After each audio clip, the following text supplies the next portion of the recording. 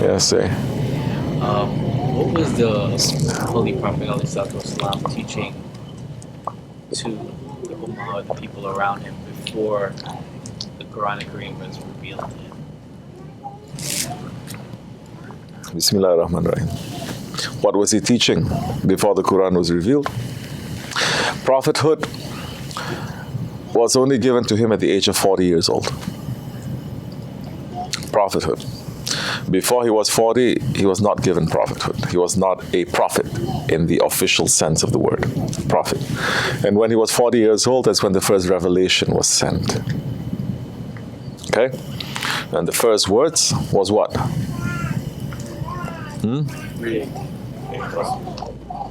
No. Bismillahir-Rahmanir-Rahim. In the name of Allah, most gracious, the most merciful. That. Then it is Iqra. You understand? First word, the first commandment was read. But to read what? Because did the angel Jibreel alayhi salam, he came down with a book to say read? No. He says read. Prophet alayhi salam, when he says I don't know how to read, he is not saying I don't know how to read because he doesn't know how to read. There's a different meaning of read there. Read, recite, and say. Read inside and read outside. Read what is in your heart. Because the command, it says, read in the name of your Lord that has created you. Read in the name of your Lord that has created you.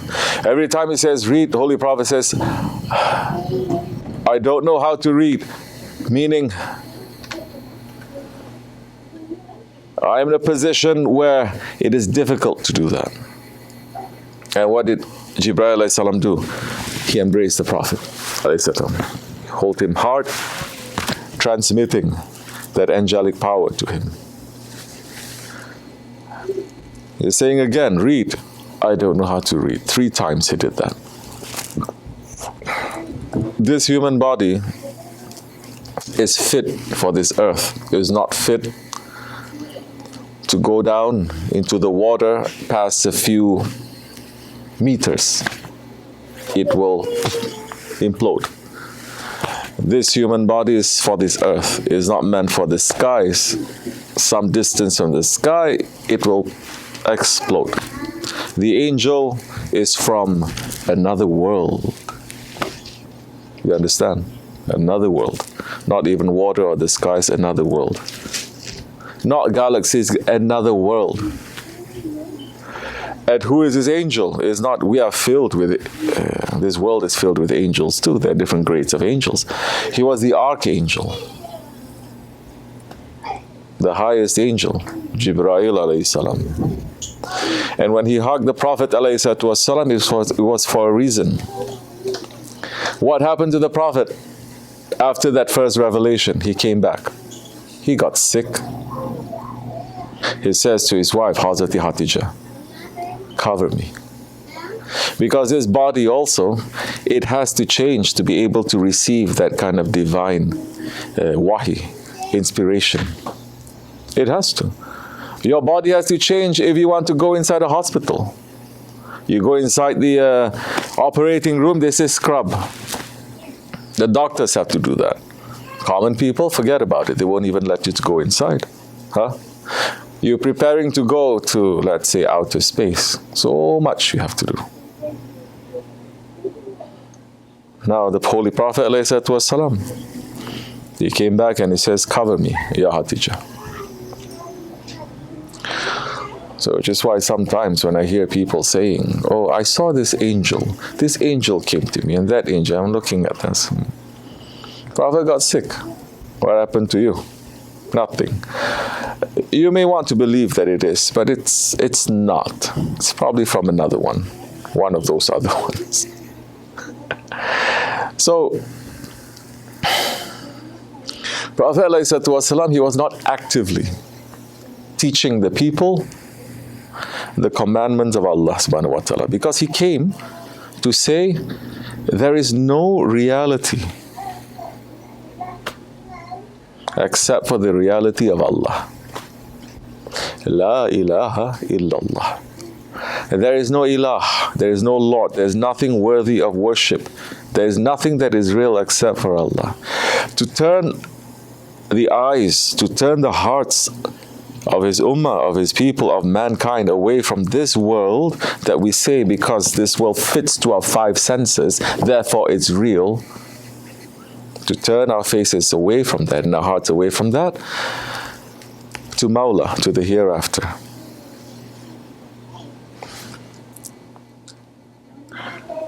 For 40 years, he was with the people. For 40 years, he was observing, he was understanding, he was helping, he was making the people to love him. For 40 years, when he was just a child, everybody loved him. When he had to go to Shams to trade, they all cried. They say, we're going to let him go? How terrible it is now. Young child has to go.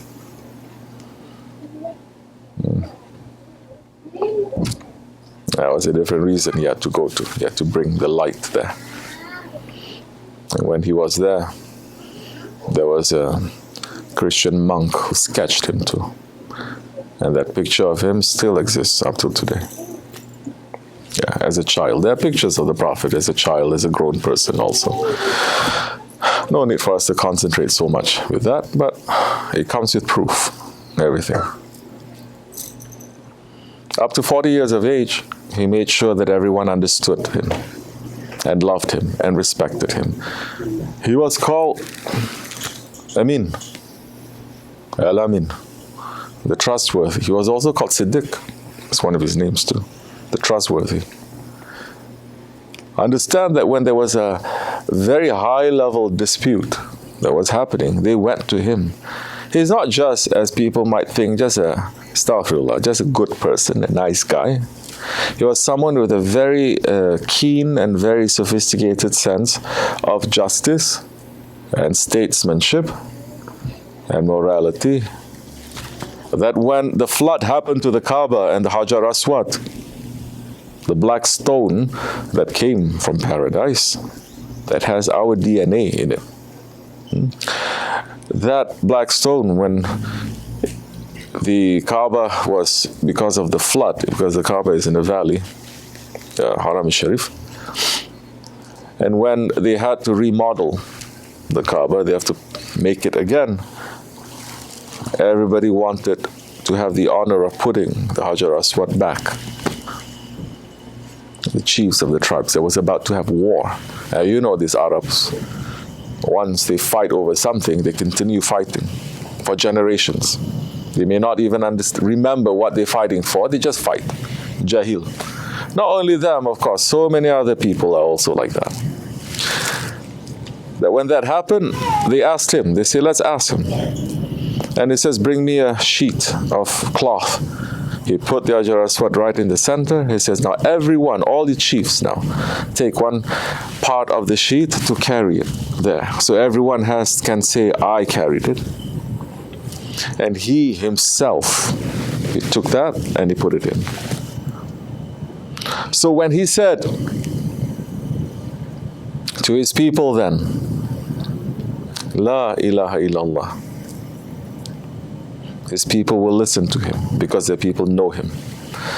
They didn't have too much problems when he's saying La ilaha illallah. Not too much. Because the Arabs too at that time, they believed there is only one Allah too. But they have made gods. It's when he said Muhammad Rasulullah alayhi salatu wasalam, then they had a problem. They say, you a prophet? Who is saying that? Not the yatims, not the orphans, not the poor ones, not the garib. Because whatever he said, it made sense to them. And he was also calling, this another big thing that nobody really talks about Islam today. It is social justice. Social justice in Islam today Where is that? Our leaders are the first one to sell out. Correct or no? And he came and he says, this is wrong. The rich and the poor like this is wrong. This is wrong that you are burying innocence in the sand. This is wrong.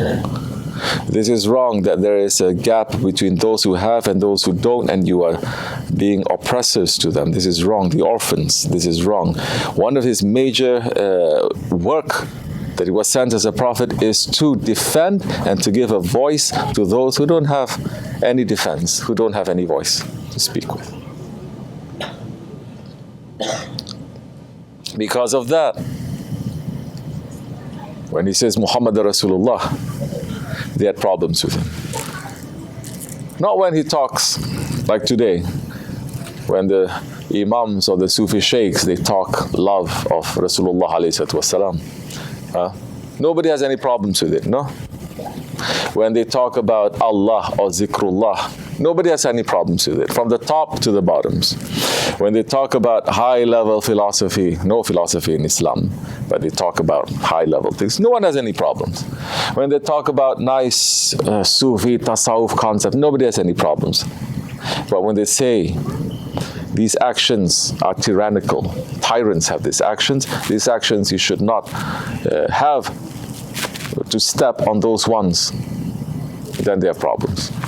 When they stand up to the powerful and they say you are tyrants, that's the time they have problems, which is why no Sufi sheikhs enter into that, no imams enter into that. Suddenly they zip, keep quiet. Except for people in America, except for crazy people like us maybe. So he did that. And that's when they started hating him. Who did? Not the poor ones, not the common people, the powerful ones, who is saying if he continues to be like this, he will disrupt everything. He will take away our wealth. He will take away our positions. He will take away our power. What? He's saying the black and the white, they're equal? What? He's saying the master and the servant, they can stand next to each other and pray to Allah? Impossible, they say. Like that, when the word was sent, he sent the Name Sharif, the noble correspondences, the letters to the kings living at that time, inviting them to Islam, declaring his risalat, declaring his prophethood. And when the Ethiopian emperor, the Negus, and when he accepted that letter and he sent delegation there, and he sent one of the head priests with his brother to go. They say this one is declaring himself to be a prophet. As you know, in our teachings, there is one that is going to be.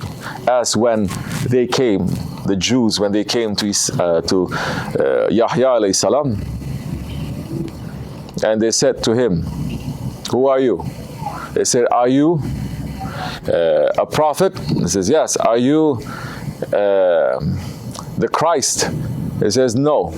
He says, are you that one? Which is that one? Everyone is waiting for the last prophet. He says, no, I'm not that one. Okay, that was that one. So he says, send to see whether he is or not.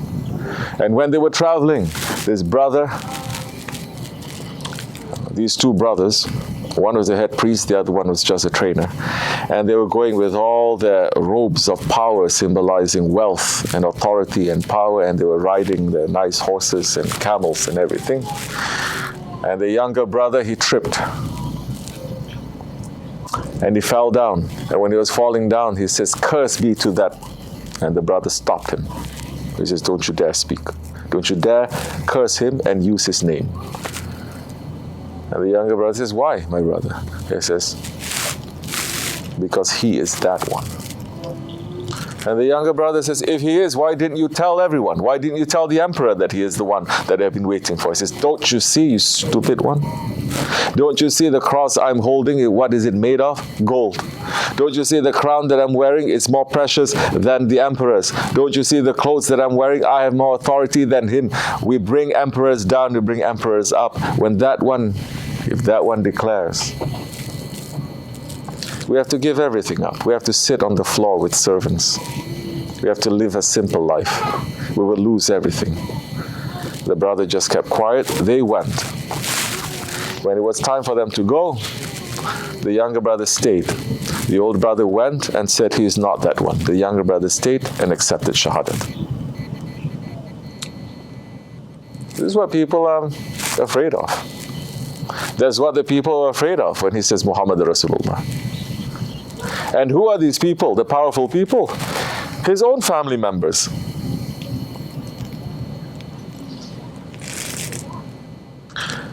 His own uncles. That, one of the major things that they said was, if there is going to be a prophet, it's not you. You are unlettered. And you have no wealth, you have no influence. You belong to a high-level family. But you have no wealth, you have no influence. We are the leaders of, if anyone was going to become a prophet, it is us, not you. And they did not accept. You just take care of camels, they're saying. Do you understand? So the Prophet ﷺ, he taught the people, yes. But when he became a prophet, he taught them their Lord. And from that time until today,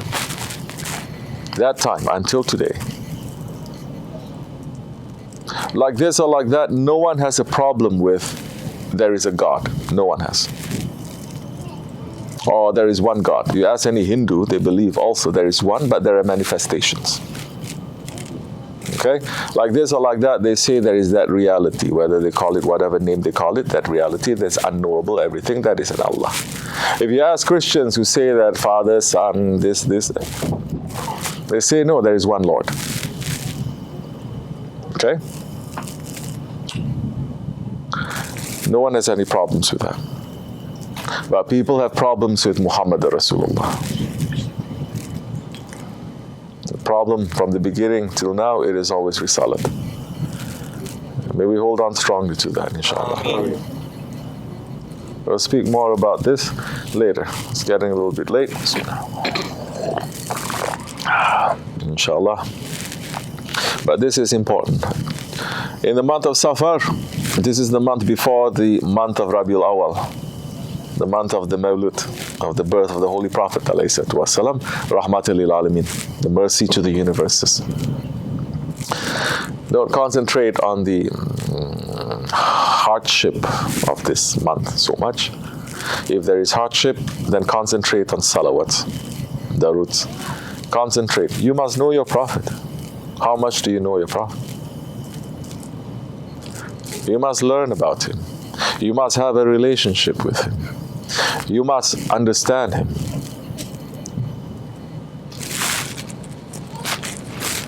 He came for us. Right now, he's praying for us.